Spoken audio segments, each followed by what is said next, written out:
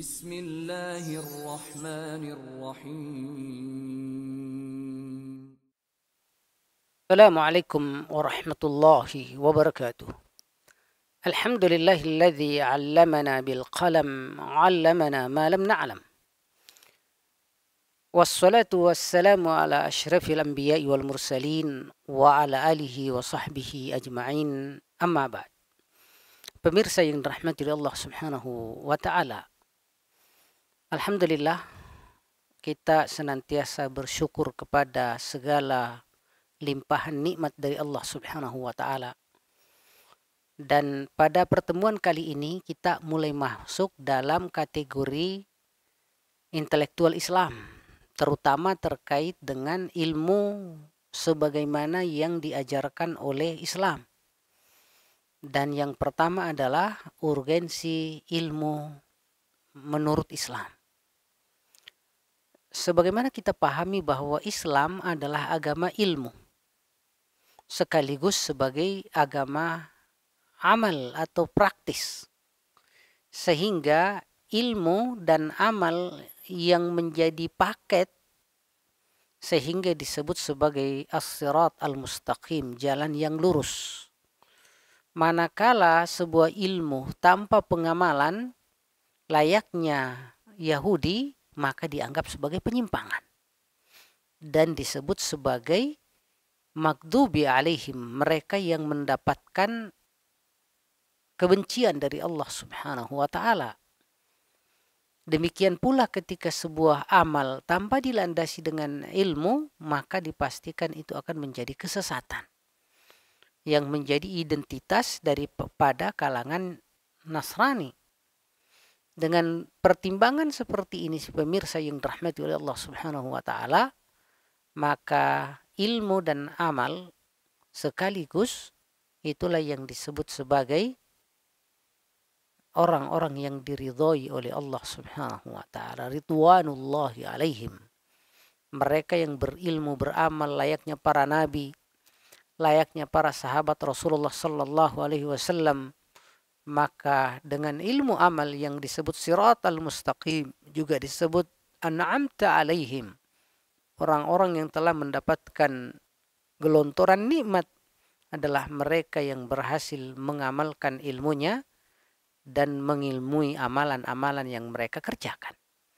Maka Islam prinsipnya adalah berilmu amaliyah, beramal ilmiah. Dan inilah fasad Islam terkait ilmu yang merupakan jalan lurus atau metodologi atau manhaj atau yang kita sebut sebagai ilmiah. Pemirsa yang dirahmati Allah Subhanahu wa taala, lalu apa atau bagaimana urgensi ilmu menurut Islam? Maka pemirsa yang dirahmati Allah Subhanahu wa taala, pertama bahwa keutamaan ilmu di dalam Islam diantaranya adalah melembutkan jiwa manusia. Dengan seseorang menjadi orang yang berilmu, dipastikan bahwa tentunya dengan taufik dari Allah Subhanahu wa taala, mereka akan melembut jiwanya, dan kelembutan jiwa ini adalah ciri dari orang-orang yang sudah mendapatkan pendidikan Islami sehingga menjadi orang-orang yang bertutur berakhlak yang baik, senantiasa memancarkan pesona keindahan, pesona kebaikan. Karenanya baik adalah merupakan target daripada ajaran Islam itu sendiri. Terkait dengan kelembutan jiwa, kita menemukan sebuah riwayat Su'ila Sufyan ibn Uyainah. Suatu ketika Sufyan ibn Uyainah sebagai salah seorang alim dari kalangan tabi'in pernah ditanya an fadlil ilmi, tentang keutamaan daripada ilmu di dalam Islam. Faqala, lalu beliau menjawab, alam tasma' qawlahu, tidakkah engkau mendengar firman Allah Subhanahu wa taala hina bada'a bihi, ketika Allah Subhanahu wa taala memulai segalanya dengan ilmu, dengan berfirman fa'lam annahu la ilaha illallah, sungguh tiada Tuhan yang pantas disembah kecuali hanya Allah Subhanahu wa taala, wastaghfir li dzambika, lalu setelah Allah berbicara tentang ilmu, Allah langsung berbicara terkait pula dengan prakteknya itu wastaghfir lidzambika, dan mohonkanlah ampunan terhadap seluruh dosamu.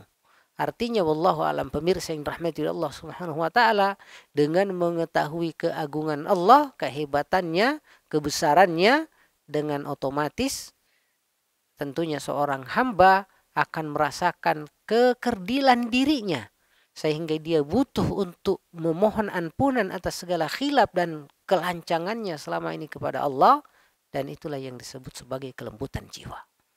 Bahwasanya kita mudah maksiat, kita mudah untuk nifak, kita mudah untuk melakukan kesyirikan, penyebabnya adalah hilangnya kelembutan di dalam jiwa akibat dari tidak terasanya keagungan jiwa, keagungan Allah, kebesarannya di dalam jiwa kita sebagai manusia. Pemirsa yang rahmati Allah Subhanahu wa taala. Lalu kemudian keutamaan ilmu yang kedua adalah bahwasanya ilmu merupakan cahaya yang menerangi jiwa manusia sebelum menerangi matanya, memberikan cahaya pada telinganya, dan memberikan karunia keutamaan terhadap akalnya.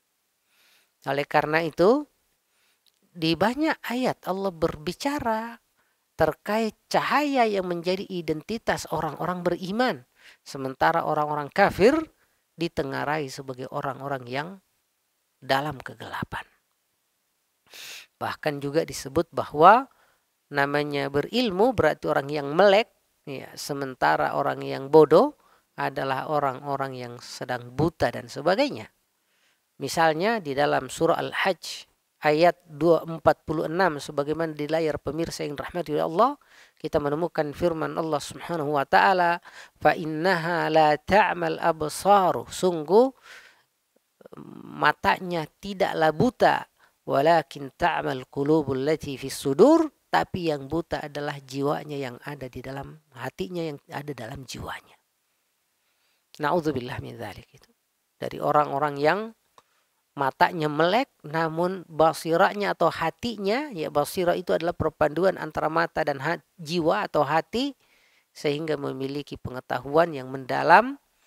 Lalu dari situ kemudian ia menjadi orang-orang yang disebut sebagai ulul absar, mereka yang memiliki pandangan mata yang sangat sensitif dan jeli. Kita lihat lagi misalnya bagaimana Allah menganggap orang buta terhadap mereka yang tidak mengenal Islam. Allah katakan, afaman ya'lamu annama unzila ilaika min rabbik, tidakkah kemudian dia mengetahui annama unzila ilaika min rabbikal haq, bahwa yang diturunkan kepadamu wahai Rasulullah berupa kitab suci Quran adalah al-haq, bahwa itu adalah yang benar. Kaman huwa a'ma, sama halnya dengan orang buta. Artinya mengimani Al-Quran yang diturunkan Allah kepada Rasulullah itu adalah melek, itu adalah cahaya. Sementara cuek dan tidak mau memahami Al-Quran menunjukkan itu adalah kebutaan. Karenanya Allah Subhanahu wa taala menegaskan, innama yatadzakkaru ulul albab, sungguh yang senantiasa sadar dalam hal ini bertakwa yaitu ulul albab, mereka-mereka yang memang memiliki jiwa yang sangat hidup dan sebagainya. Pemirsa yang rahmati Allah Subhanahu wa taala. Lalu keutamaan ketiga atau urgensi ketiga daripada ilmu di dalam Islam adalah bahwa ilmu yang kita terima berdasarkan pengarahan Islam akan menghasilkan rasa khusyuk dan rasa takut kepada Allah Subhanahu wa taala. Khusyuk adalah kondisi jiwa seseorang ketika ia merasakan keagungan Allah di dalam jiwanya, sehingga dia sadar sepenuhnya bahwa dia adalah hamba, bahwa dia punya Tuhan yang ia cintai, yang dia agungkan, dan yang ia harapkan rahmat dan dia takuti azabnya. Oleh karena itu, Allah ketika berbicara terkait orang-orang yang memiliki rasa takut kepada Allah adalah kalangan alim ulama. Di surah Fatir ayat 28 Allah tegaskan, innama yakhsyallaha, sungguh orang yang murni khusyuknya dan rasa takutnya kepada Allah, min ibadihi, dari kalangan hamba-hambanya, al-ulama, adalah mereka kalangan para ulama. Kalangan para ulama. Sehingga ulama sesungguhnya adalah mereka yang benar-benar merasakan keagungan Allah di dalam jiwanya, sehingga tumbuh rasa empatinya, rasa pengagungannya dan tanggung jawabnya terhadap Allah Subhanahu wa taala. Demikian informasi yang kita temukan dari surah Fatir ayat 28. Dan di surah Al-Isra ayat 107 sampai 109 hal yang sama Allah tegaskan, innal ladzina utul ilma, sungguh mereka-mereka yang diberikan karunia ilmu, min qablihi, sebelum mereka Yahudi, idza yutla alaihim, ketika dibacakan kepada mereka, yakhiruna lil adqani sujada, maka mereka kemudian tersungkur bersujud, wa yaqulun, lalu mereka mengucapkan subhana rabbina, maha suci engkau wahai Rabb kami, in kana wa'du rabbina la maf'ula, sungguh janji Allah pasti ditepati, wa yakhiruna lil adqani, mereka pun kembali tersungkur, ya bekun dengan rasa isak tangis, wa yaziduhum khusyu'a, dan mereka kemudian makin merasakan kekhusyuan di dalam jiwanya. Semoga urgensi ilmu yang kita bahas pada pertemuan ini menjadi langkah awal kita menghargai nilai pengetahuan, nilai ilmu yang senantiasa mendorong kita untuk terus berkembang secara nalar, secara basira, secara kejiwaan, sehingga kita menjadi hamba-hamba Allah yang memang cerdas dunia akhirat. Allah ya tawalla salihin. Assalamualaikum warahmatullahi wabarakatuh.